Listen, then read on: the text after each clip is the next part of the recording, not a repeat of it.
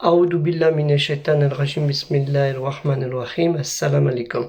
Je cherche la protection de Dieu contre le Satan, le lapidé, de par le nom de Dieu tout clément et tout plein de miséricorde, que la paix soit sur vous. Le saviez-vous, la communauté palestinienne, que ce soit la bande de Gaza, la Cisjordanie, le Negev ou ailleurs, elle comprend une grande partie de musulmans, des obéissants dans l'obéissance, dont la mauvaise traduction est musulman.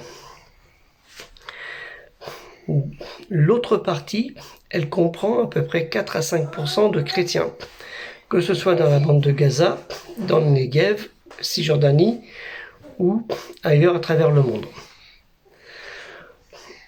Il existe encore une troisième partie qu'on appelle les Samaritains, qui sont des Juifs, qui sont palestiniens, qui eux se trouvent, je pense, du côté de la Samarie, naturellement, et la Cisjordanie.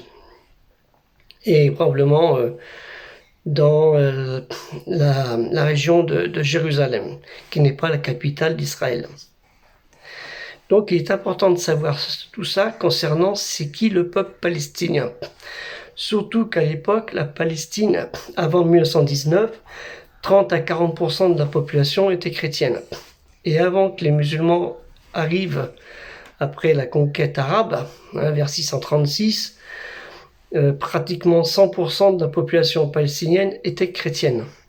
Et avant que les chrétiens arrivent, quand c'était l'État juif d'Israël, mais de l'époque de Salomon et de David et Salomon, 100% de la population palestinienne, si on veut parler palestinienne, de ce territoire, étaient des idolâtres, avec en compagnie la région de Dan et la région de Juda, le royaume de Juda et le royaume de Dan, les deux régions-là, vivaient avec des juifs.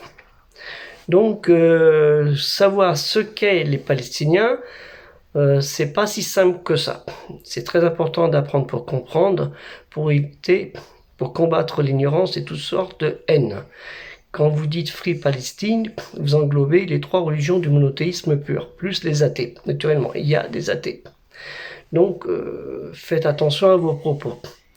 C'est pour ça qu'on a sorti Culturelle Musulmane Universelle. Je vous mettrai le lien, Inch'Allah, si Dieu le veut, pour que vous puissiez participer, de 2 € quand vous voulez dans l'année, mensuel, que vous pouvez retirer à chaque moment, interrompre à chaque moment, plus vous abonner, souscrire à ma chaîne, qui est à peu près aussi de 2 €. Et aussi, il y a le projet à partir du 1er novembre jusqu'au 31 décembre, il y a la quête nationale culturelle musulmane universelle à travers tous les lieux de culte musulmans et à travers la population musulmane en France qui regroupe 12 millions d'habitants. Mais on ne va pas faire payer les enfants. Voilà. Donc c'est très important de comprendre cela. Pensez à nous aider dans le projet culturel musulman universel parce que ce projet est là pour faire comprendre et apprendre, pour vaincre l'ignorance et toute forme de haine. Parce que la haine, ce n'est pas ce qui est prescrit dans notre religion. Et le dernier des prophètes, Mohammed sallallahu alayhi wa sallam, prophète, messager et avertisseur de Dieu, a accordé son pardon à ses pires ennemis, sauf Dieu qui a puni, vous savez qui, c'est dans Al-Qur'an, 2 personnages dont leur nom est inscrit dans Al-Qur'an, la révélation récitée, et dont la traduction n'est pas le Coran. D'où le projet culturel musulman universel pour expliquer le sens des mots, et que je vous mettrai aussi le lien aussi sur le sens des mots, sur certains mots qu'on utilise fréquemment et qu'on utilise mal à tort fréquemment.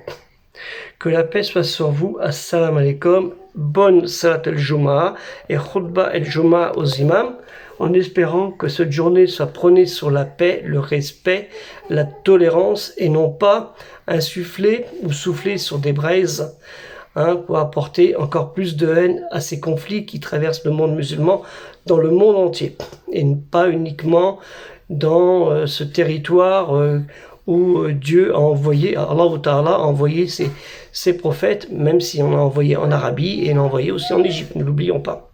Que la paix soit sur vous. Assalamu alaikum.